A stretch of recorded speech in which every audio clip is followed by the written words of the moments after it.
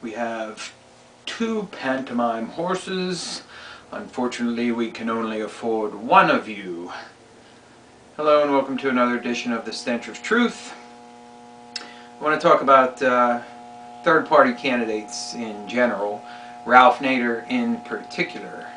I was privileged to see Ralph Nader speak in Pittsburgh at the University of Pittsburgh yesterday, and I was very happy with the talk that he gave, and I found very little in what he talked about to find any fault with whatsoever. The only thing that I do quibble with him about is the carbon tax that he wants to enact, and his general stance on global warming and climate change, which I do not believe is happening. I do not believe that global warming is occurring, and even if it is, I do not believe that humans are behind it. So that said, I disagree with him on that issue, but pretty much agree with him on everything else.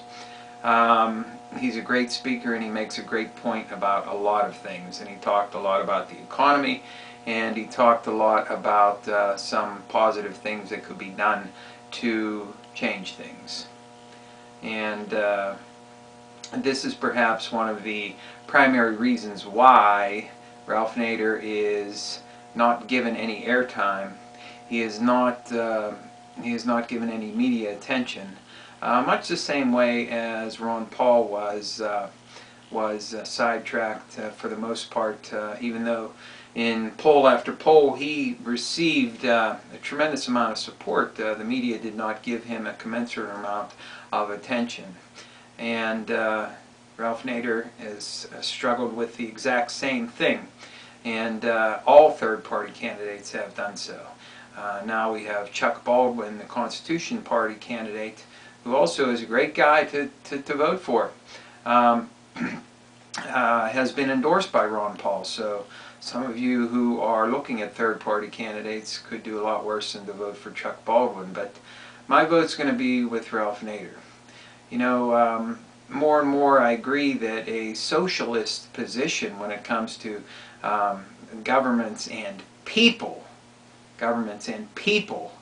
is something that I hold as a personal philosophy. And I say that in the sense that if the government is going to be in the business of doing anything for anybody, then it needs to do everything for everybody.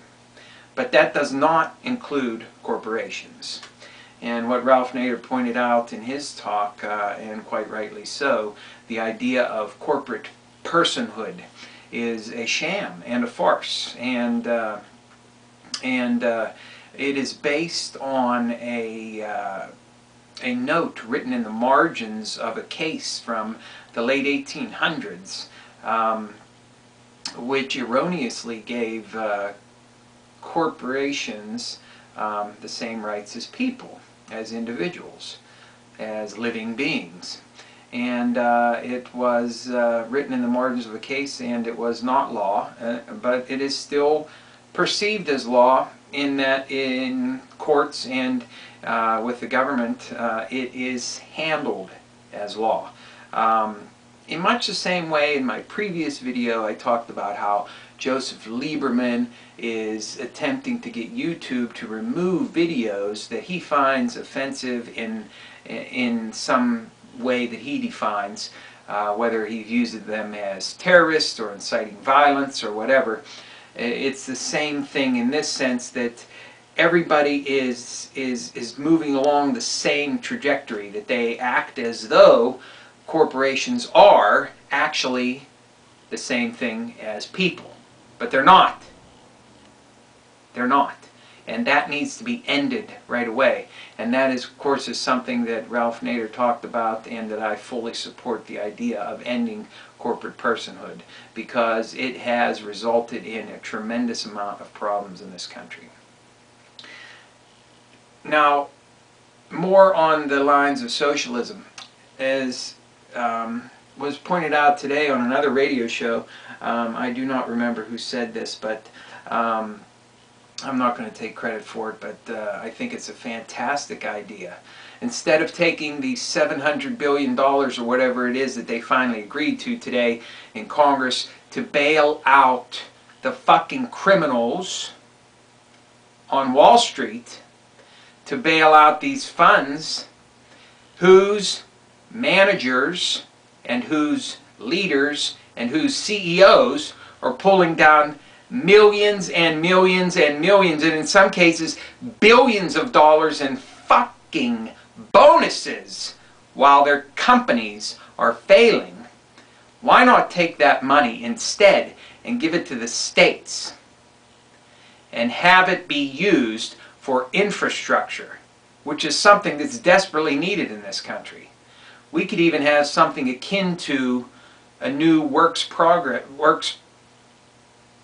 WPA, Works Progress Administration, like in the New Deal, where you could have people who are out of work on reconstructing our crumbling infrastructure, something that is desperately needed.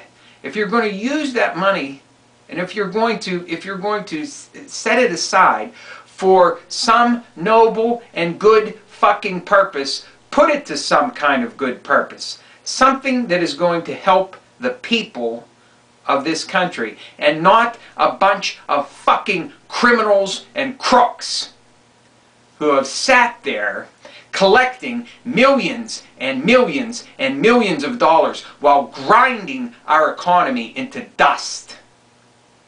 Put that money to some useful fucking purpose. And if Congress had any guts at all, even the slightest shred of dignity, that's exactly what they would do. But they do not, and thus they will not. And that's why you see even Obama, the so-called liberal one, who has talked about having greater access to health care, jumped off the single-payer health care bandwagon a long time ago, moved to the right, and abandoned the very concept of having a single-payer health care system. Ralph Nader is for this in the form of an expanded Medicare, which I think is a great idea. A single-payer system is much more efficient. Of course, you know, a lot of people would argue that putting the government into the position of regulating and administrating such things creates problems, and that's true to a certain extent. But it's also much truer that the corporations that currently run the fucking show make many, many more problems, because where their problems lie is that they charge too much fucking money for the services that they render.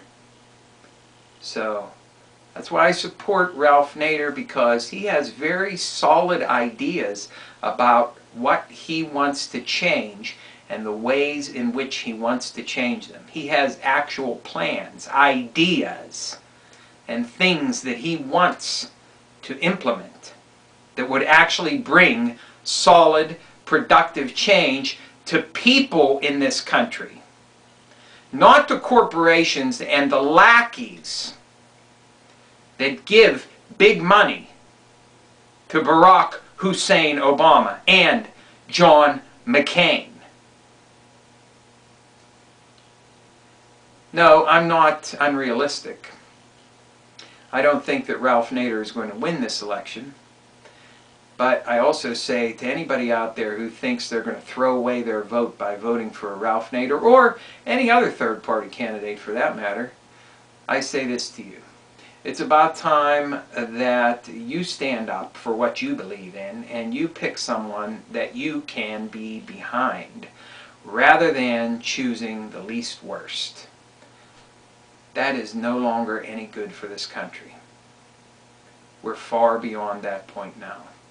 We need to make radical change, radical steps in the right direction.